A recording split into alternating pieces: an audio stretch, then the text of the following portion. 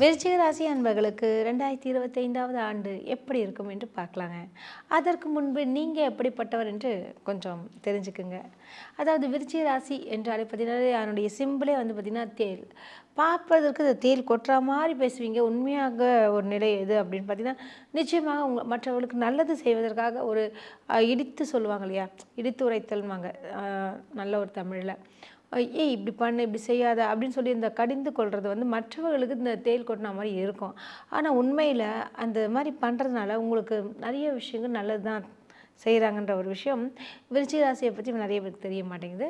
அதே மாதிரி ரொம்ப சென்சிட்டிவான ஒரு கேரக்டர் எதுன்னு பார்த்தீங்கன்னா ரொம்ப உணர்ச்சி வயப்படக்கூடிய ஒரு விஷயங்கள், முன்கோபத்திற்கு ஆளாகக்கூடிய ஒரு ராசி எதுன்னு பார்த்தீங்கன்னா இந்த விருச்சிக ராசிக்காரங்க தாங்க.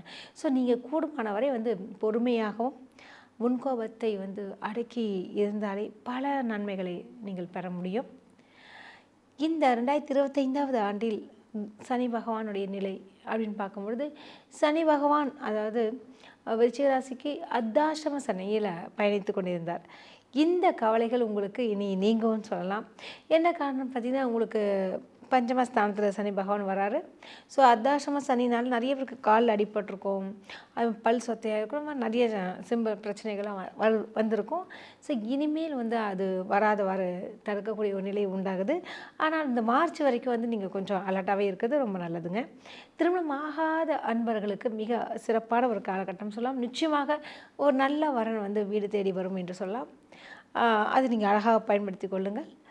ப்ளஸ் வந்து பார்த்திங்கன்னா இந்த விருச்சிக ராசி அன்பர்களுக்கு அப்படின்னு பார்த்திங்கன்னா வியாபாரிகளுக்கெல்லாம் மிக அற்புதமான ஒரு காலகட்டம் சொல்லலாம். ஆர்கிடெக்சர்ஸ், பில்டர்ஸ், இன்ஜினியரிங், அந்த சிவில் லைனில் இருக்கவங்களுக்கெல்லாம் மிக சூப்பராகவே இருக்குன்னு சொல்லாங்க.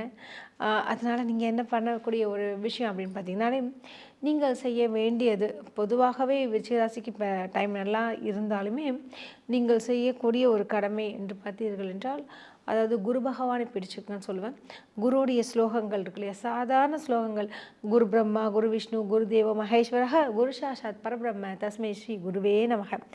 இந்த மந்திரத்தை வந்து அனுதினமும் காலைல எழுந்தோடனே சுவாமிகிட்ட மந்திரத்தை சொல்லிவிட்டு நீங்கள் எதையும் பல்லறக்கணும்னு அவசியம் இல்லை. ஏன்னா கடவுள் என்பவரே என்னன்னு பார்த்தீங்கன்னா மனதை மட்டும்தான் ரொம்ப அவர் நேசிக்கிறாரு.